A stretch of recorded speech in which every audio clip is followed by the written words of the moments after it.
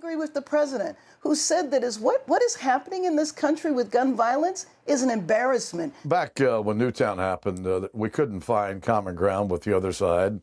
And, I heard the earlier segment, and hopefully there's some common ground to be found. Because this is, frankly, it's heartbreaking. I think it's embarrassing our country to the rest of the world. And we've got to find a way to deal with this problem. Look at all these red dots. 592 people wounded, 181 killed, and our definition of mass shooting, 4 or more people shot. And I think you can't run away from that. I mean, when you see people getting killed, I mean, in this last month, it's just been horrifying what's happened. How can you say that's not a public health issue?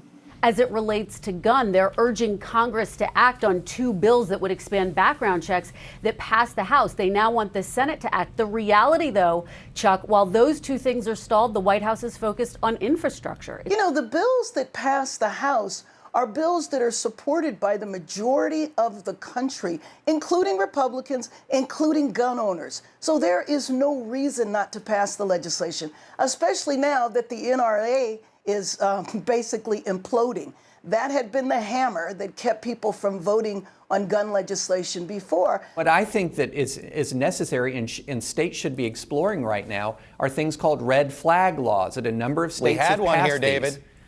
They're not foolproof. Nothing is foolproof. But one thing that red flag laws do is they're targeted at problematic and dangerous individual behavior. So 147 mass shootings since January. That's 4 months.